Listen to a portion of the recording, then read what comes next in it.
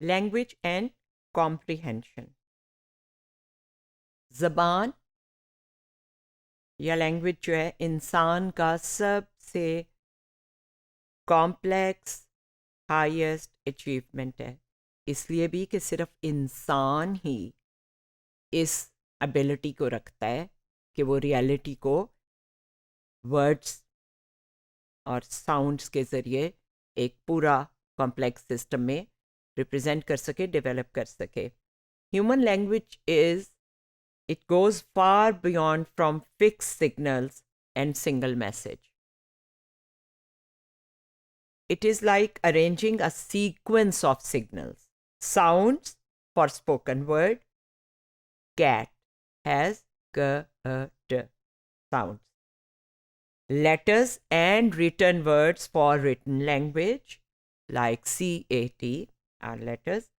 Physical signs for sign language. Okay. Whatever. It's always a sign for actually a word. ये transmit एक से दूसरे इंसान को करने के लिए होती है and it ranges from the simple common planes conveying simple signals to very complex यानी पेचीदा मानी तक जाती है। एक सेंटेंस है जो आपने कई दफ़ा सुना होगा, सिंपल है, I am going to get my hair cut. अब दूसरा देखें, ये गालबन कभी भी नहीं किसी ने सुना होगा, लेकिन वो ये भी बनाते हैं, I am going to get my hair cut because yesterday someone thought I was a girl looking at me from back and my father was annoyed at that. मैं बाल कटवाने इसलिए जा रहा हूँ कि मेरे बाल लंबे हैं, उनको पीछे से किसी ने मुझे देखा और लड़की समझा और मेरे फादर को ये बात अच्छी नहीं लगी। Look how complex it is and आपको कितना बड़ा मंजर पेश कर रहा है। एक सिंपल क्वेश्चन एक बच्चे ने पूछा, उसने दो बड़ों को गुफ्तगू करते सुना कि अगर एक खातून रोज़े से हो और उसका शौहर शॉर्ट टेम्पर या बदमिजाज और खाने में नमक ज़्यादा होने पे गुस्सा करे तो वो खातून रोज़े में नमक चख सकती है। तो एक खातून ने दूसरे से पूछा कि क्या ये दुरुस्त है बात, क्यों रोज़े में हम नमक चख सकते हैं? अभी दूसरे ने जवाब नहीं दिया था, उसने कहा सुनी तो है लेकिन मुस्तनद पता नहीं है कि नहीं। तो पीछे से एक बच्चा आया और उसने कहा अगर मेरी बीवी बदमिजाज हो तो क्या मैं भी रोज़ा में खा सकता हूं? Now this is totally a creative sentence which is coming out of the dialogue between two adults, और इससे एक पूरी डिस्कशन चली। लैंग्वेज के पीछे एक पूरा कल्चरल सीन होता है। लैंग्वेज यूनिवर्सल है, एक ही तरह डेवलप होती है, तो हर कल्चर में पूरी दुनिया में आज से लेके जब से इंसान दुनिया में आया एक ही तरह से डेवलप होती है। यानी बच्चा किस तरह अल्फाज सीखता है, इसको हम लैंग्वेज डेवलपमेंट कहते हैं। ये एक नीड है कम्युनिकेट करने की। जो बच्चे डेफ होते हैं वो भी साइन लैंग्वेज इन्वेंट कर लेते हैं दूसरों को कुछ बताने के लिए। हमारी इतनी ज़रूरत है कम्युनिकेट करने की। हर कोई जो नॉर्मल कैपेबिलिटीज़ रखता है वो लैंग्वेज सीखता है, उसके रूल्स सीखता है और उसको बोलना सीखता है। उसके लिए ग्रामर के बगैर भी हम लैंग्वेज के जो रूल्स हैं उनको समझ जाते हैं। शायद एक आध दफ़ा गलती करते हैं और फिर ठीक होते जाते हैं बच्चे।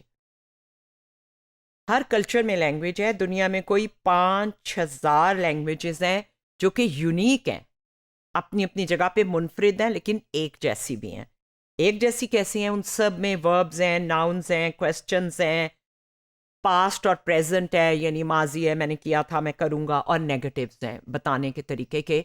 नहीं का क्या तरीका है, ये टेबल नहीं है, यहाँ नहीं जाना, उसके लिए हर लैंग्वेज में कोई वर्ड है।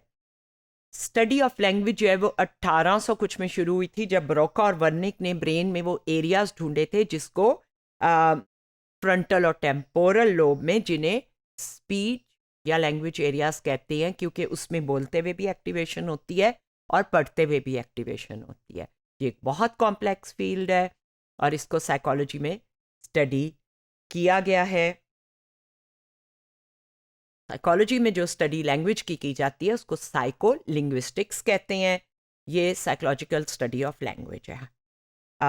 चॉम्स्की एक बहुत फेमस नाम है लैंग्वेज के हवाले से। उनका ये ख्याल था कि लैंग्वेज जो है वो जेनेटिकली प्रोग्राम्ड है, जैसे चलना। बच्चा एक खास एज को पहुंचेगा तो उसका चलना खुद ब खुद होगा, आप नहीं सिखा रहे, उसके अंदर जेनेटिकली प्रोग्राम्ड है, उसके अंदर मौजूद है, वो खुद ब खुद नमूदार होता जाएगा वो बिहेवियर। लैंग्वेज भी इसी तरह है, वी आर जेनेटिकली प्रोग्राम्ड। और वो जो स्किनर वगैरह का ख्याल था कि रीइंफोर्स होता है, वो कहता है पा नी माँ माँ, तो आप कहते हैं शाबाश, तो बच्चा ऐसे सीखता है। ये रीइंफोर्समेंट नहीं है, ये जेनेटिक प्रोग्रामिंग है। चॉम्स्की की बात को बहुत ज़्यादा वक़्त दी जाती है लैंग्वेज के बारे में जितने ख्यालात या नज़रियात पाए जाते हैं। बच्चे ऐसी सेंटेंसेस प्रोड्यूस करते हैं जो उन्होंने कभी नहीं सुने, जैसा कि अभी मैंने आपको मिसाल दी। उसके अंदर मानी ऐसे होते हैं जो उनको नहीं पता। हम अपने इमोशन और एक्ट्स के साथ वर्ड्स जो है एसोसिएट कर लेते हैं। बच्चा बहुत जल्दी एक एक्शन को समझ जाता है कि ये गुस्से का है या उदासी का है। मैंने 2-2.5 साल के बच्चे को देखा है कि वो उदासी का जो एक्सप्रेशन है उसके साथ एक वर्ड एसोसिएट करते हैं, सैड, क्राइंग। साइकोलिंग्विस्टिक स्टडी में क्या क्या किया जाता है, इसमें कॉम्प्रिहेंशन यानी understanding of language, speech produce कैसे होती है, और ब्रेन में रिप्रेजेंटेशन कैसे होती है अल्फाज की, और हम लैंग्वेज को एक्वायर कैसे करते हैं यानी सीखते कैसे।